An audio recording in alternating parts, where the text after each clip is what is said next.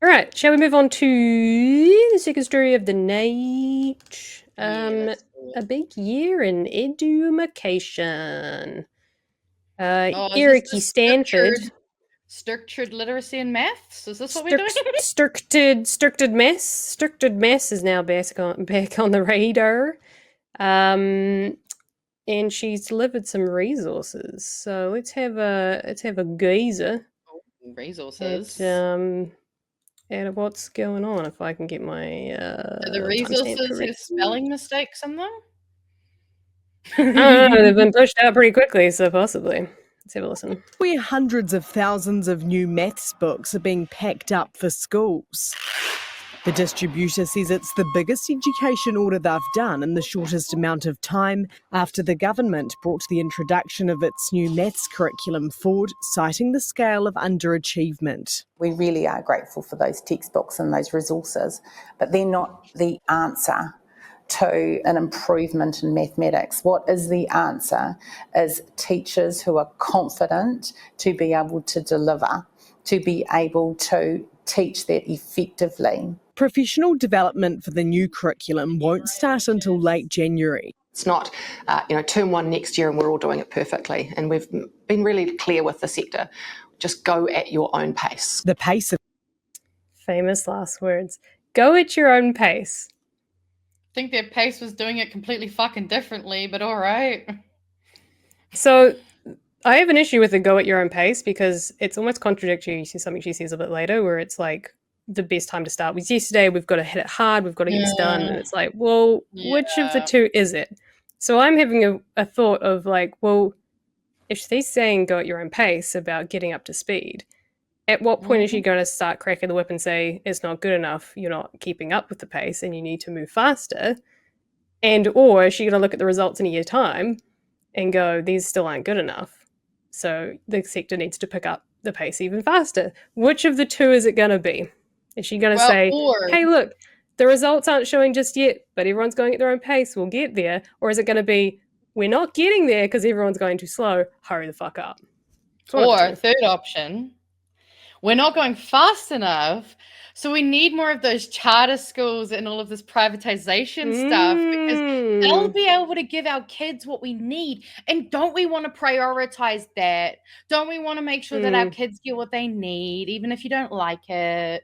Like, oh. Yeah. All right, there's a little bit there for a little bit further down the track. Oh, what have we got? It is 2-ish. Yeah, if I've got this correct. Maths, school lunches, NCEA, property management and charter schools. 2025 will be the year of delivery. The Principals Federation wants to see improvements to learning support. 2 governments ago, they brought in learning support coordinators into some schools. The first tranche of them went out and it was never ever extended to all schools. Learning support is one of the minister's priorities. Parents are being asked to play their part too, with the resources for learning at home and more student information expected. I want you to be demanding customers. I want you to know what is in the curriculum. She wants all children to receive a quality education and has those from disadvantaged backgrounds in mind. That will change their lives, and that's why I'm working at this frenetic pace. And yes, it's killing me, but it is worth it. A shift in the classroom that will take time to adjust to. Kate Nicol-Williams, One News. Look, I know people have their reasonable, and I also have my concerns about Erica Stanford, but I do genuinely think that she does care about this portfolio.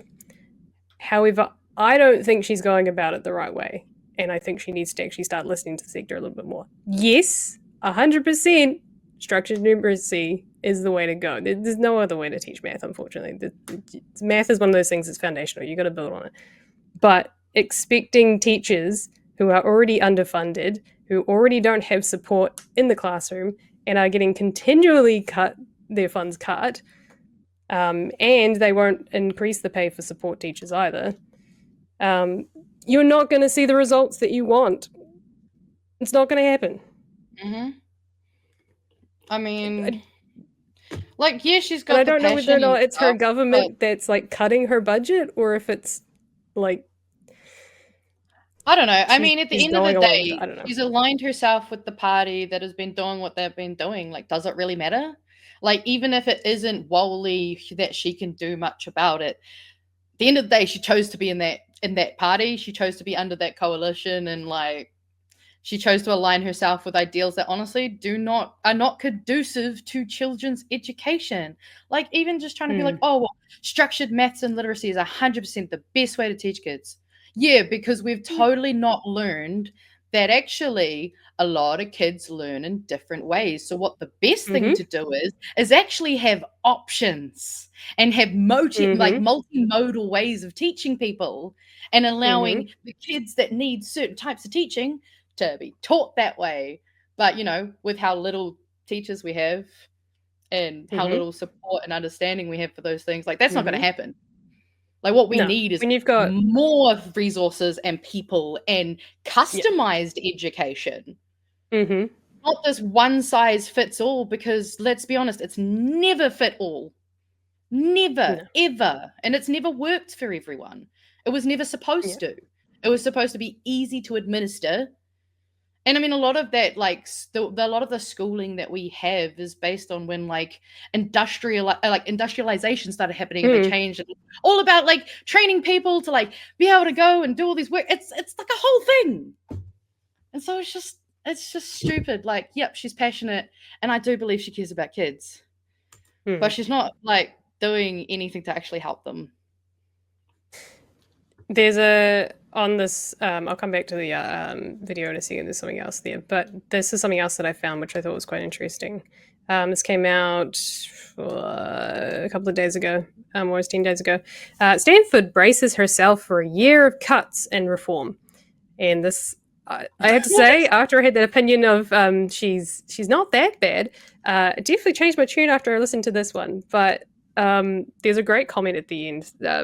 Basically, she's saying that we have to continue to cut. We have to take, there's all these things and new programs, initiatives, ideas are constantly tacked on.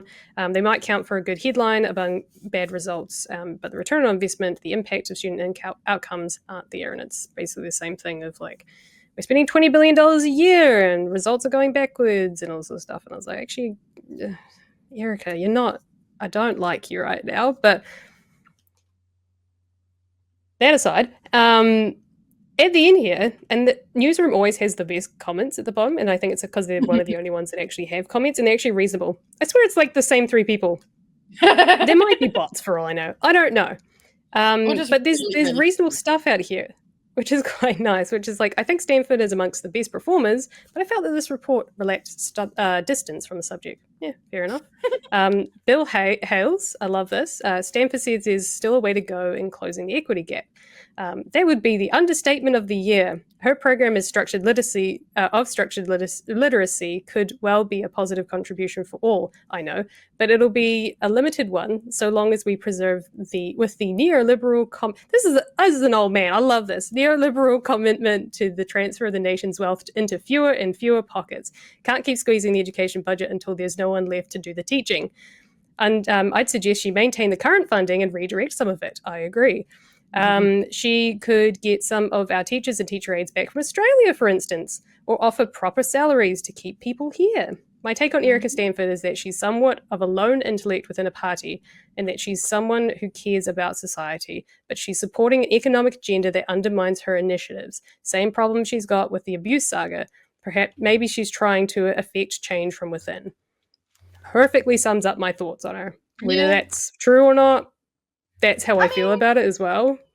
I think that kind of also summarizes a little what I've saying too. Like, yeah, like, sure, she might actually have that genuine concern and thing, but, like, yeah, trying to change it from within when it's as fucked as it is at the moment. Yeah. Like, I mean, I genuinely think there are good ministers. Like, Tama Portaka, I think he's kind of, I don't know if he's in the right party. I don't know what he's, I don't know, but he also kind of seems like he's got his head screwed on a little bit at least. But I don't know if it was screwed on enough, he wouldn't be in that fucking party. But that's I'm Māori. I have a whole different radu with him. So, like, yes, no, fair enough. I got a different perspective. But I feel like that Cooper.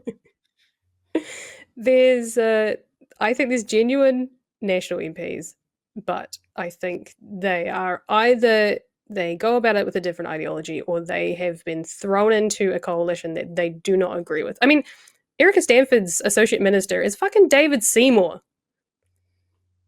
Like, I mean, I'm not surprised. We know he likes that age range.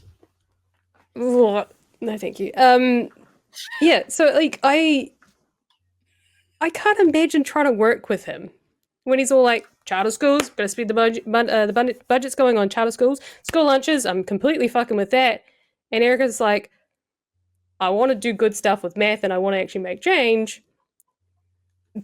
but you're also about to be deputy prime minister and you're also part of this coalition power, and Nuxon has bent over backwards for you, so you actually have more power than I do as the portfolio top, and you're my freaking associate minister.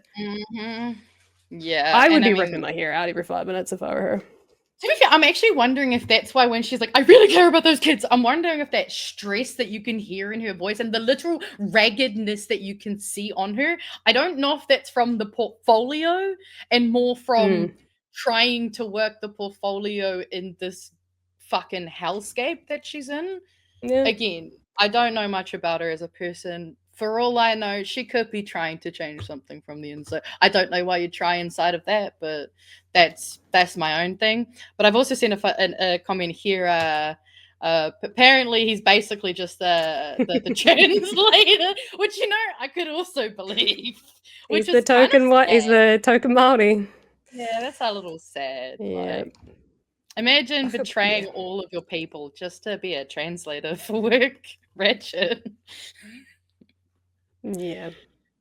Oh, I don't know. There are times when I feel this just came up now. $2 from Mr. Arvid. Surprise Snapchat. No. Yeah, I mean, and that's the worst part is these are the people we're paying to run our country right now. I just want us to all take a second to remember that we are paying a man who Snapchatted children to mess up our country right now. I want my money back. And he's about to be deputy prime minister. Oh, don't remind me. I'd forgotten for 2 seconds. No. Wait, no. Oh, isn't he? I thought he was currently the one. Is he the one or is it Winnie? I don't know. No, it's I forget. It's 18 months. So yeah. I keep forgetting. Mid-year-ish. Which way? Yeah. And I agree. We actually technically aren't paying. They're taking. And you're so right. You're so right. I love that icon. I love your display pic. Love it. Love it. Right. Best thing to come out of last year in terms of art.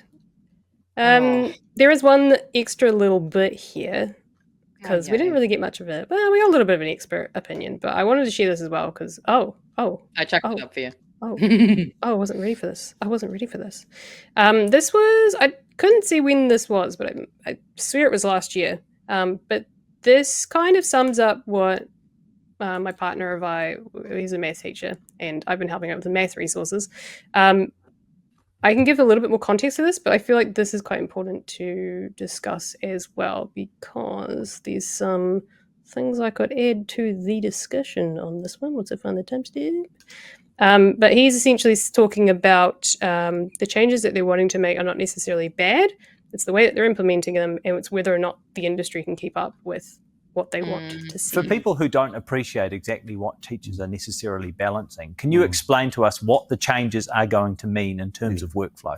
Yeah, so in simple terms, if we could, we're in the middle of the Olympics, if we think of it somewhat like as a high jump, what we've had in our curriculum to date is a bar that's sort of got a bit of a range. So for example, in year 8, we say, generally speaking, if you're in this range, then you're sort of on track. What we're seeing now is this need to make that band, if you like, a little more narrow and a bit more specific. Right. Now, to do that, we then have to go all the way back to the beginning and say, so to be an excellent high jumper, what do you need to know? Yeah. And some of that, to be fair, has been unclear. So teachers are having to figure it out themselves, they're having to make up sort of some approaches, they're having to share ideas amongst themselves. And that lack of specificity has meant that when we get to that sort of final destination, we find out that some of the students can't actually reach that bar. Yeah. And then by then, we're a bit late. Okay. So to break that down for you guys, essentially what he's saying is that by the time that kids get to NCA level 1, or level 2, depending on what the fuck they do with it, when I was in school, NCA level 1, if you passed level 1 mathematics, you essentially were able to get your university certificate, plus a few other things in order to get to university. So that's what I had to pass, which was the biggest test of my life. However, in order to do that, because mathematics is foundational, you build upon skills, it means that you have to start from when you're 5, 6, 7, 8, probably in primary school as a whole, in order to lay the foundation, so that when you get to years 7, 8, probably more so 9 and 10, which sort of are the final foundation. Well, actually, no, it's when you get to year 9 and 10, you're learning beyond basic mathematics or basic fundamental. You know, your trigonometries and your Pythagoras and the algebras, All the stuff right? I hated. You need to have a basic... Yeah. You have a basic understanding of how math works. And if you don't know how to count from 1 to 1,000, or 2 plus 2 is 4, if you don't understand that stuff, it's a big leap to go to the next thing. Or if you've got gaps even in your, like if you struggle with division or fractions or understanding percentages, that next step is really hard to get to. So yes, the stuff that they're putting through now is great, but you really have to lay that foundation quite early on.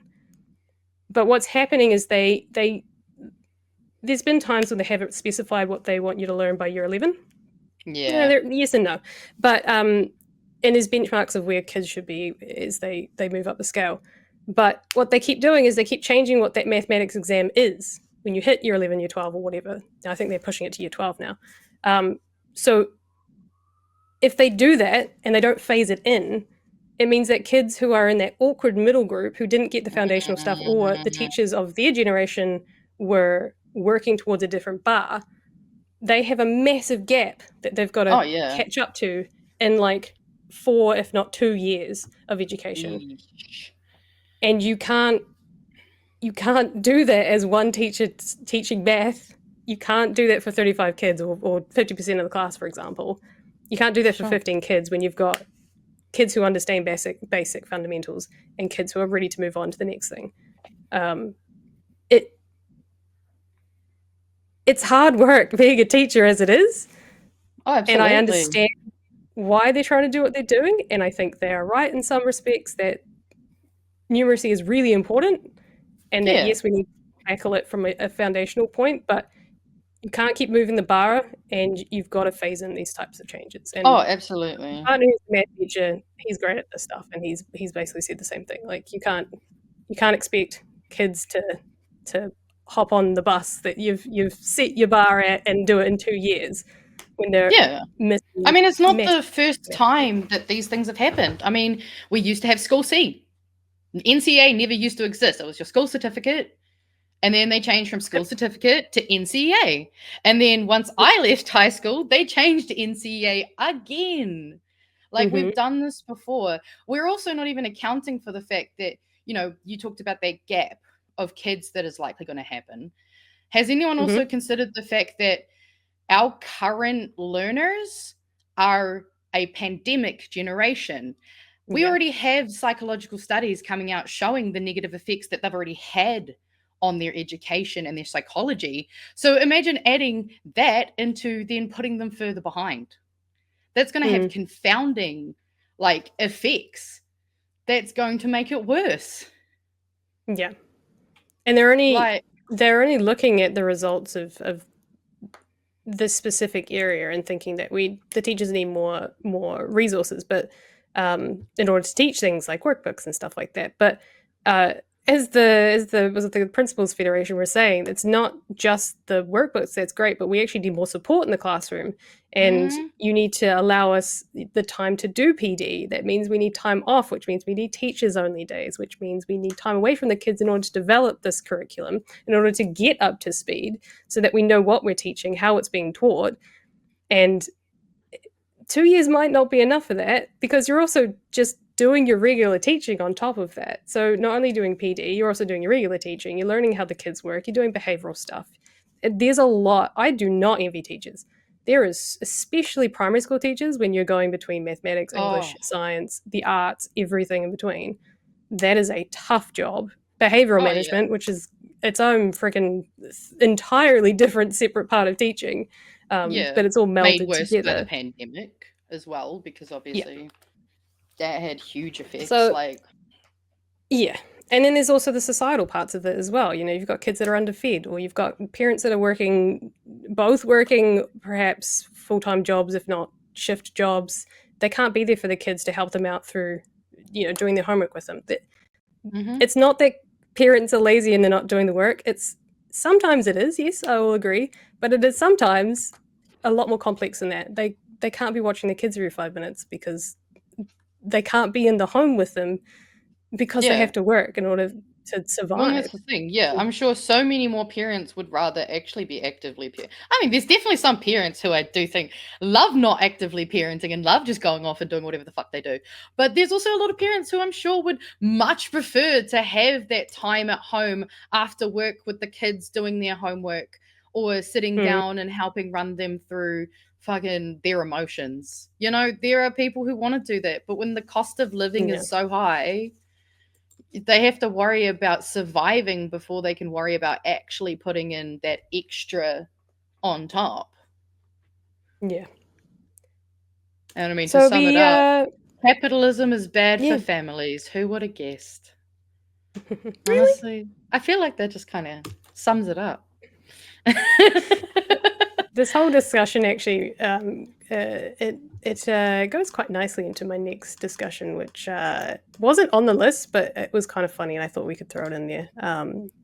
But we'll go through some super chats quickly first. I think there's some random ones that have started as well. So yeah, I can go through it. Nice. Well, I mean, we'll just go through some of the ones that have started, because there's a few funnies we've got here. Good. What comes first, new king or new government? And I love that. That's a great game to play. Yeah, got cancer at the moment, doesn't it? Yeah, exactly. Damn, so it sounds who keen. I loved this.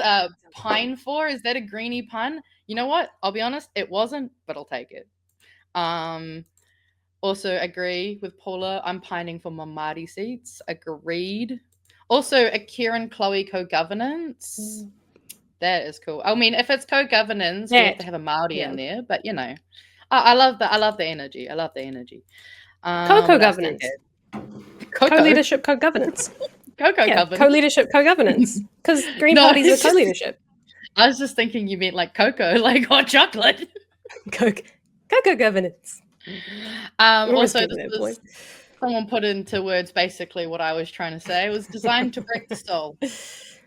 If you don't know about that, look into it. It's real interesting. We got a super chat from Pom88. Late fee for big-hearted news, which I love that. I love the creative names. It's a bleeding heart at the moment, but that's okay. Okay. All right. And then we got Citizen Gold for $15 with 0.001 per sub. Looking forward to the first million subs. And I'll be honest, my brain can't think. See, I didn't get very good math education, so I don't know. I thought the exact same thing. I'm like, I'm going to trust you on that because I couldn't tell you if you're correct. Oh, look, I know the $15 is accurate, but I'm like, what would a million? Yeah, nah. See, division and multiplication. Deal or no deal. I pass maths. I'm great at I'm actually pretty good at algebra. I was fantastic at math once they were allowing me to use a calculator. It's freaking awesome at Pythagoras and trigonometry. Anything that had shapes and visuals and it was formulaic. Yeah. I was good at it. That. Yeah. But I was only good at very off the top of my head math. Yeah. The only math I'm good at is like, I don't know, budgeting. That's all I need to know, though, to be fair. Because I just round up and down. Like, I'm good with my 5s and 10s. So, like, if something's like $2.42, I just go, oh, yeah, $2.50, same thing. Or if it's like $3.71, I just go, oh, yeah, that's $4. Everyone's doing math for us, and I love it. Also, apparently with the move. Yeah, people tell me that all the time, and then I forget how many times I'm supposed to move. What does that mean? I give up. How many zeros? I was talking to Jonathan about this. I'm like, I don't know where the zeros and the ones and. Yeah. See, guys, they've been failing us on math for fucking decades. This is nothing new. It's the funnest thing is making resources with him because I just go, I don't get it. And he's like, this is year 10 stuff. And I'm like, yeah, I don't get it. He's like, huh.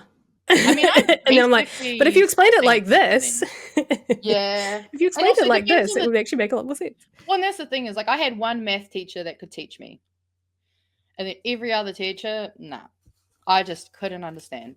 And that's the thing is, different brains, different styles. Like, I'm a lot more of a visual written person, so I actually don't like doing math Yep. on a calculator. You know, everyone's different. Yep. I'm sure there's plenty of people in the chat who have similar stories about mathematics. And if anyone's out there feeling like they're kind of dumb because they can't do basic math, you're not dumb. You just have a different way of working. If you can work a calculator, if you can look it up online, and you kind of know what you're dealing with in terms of like what is a fraction, what is a percentage, you're good. You're good.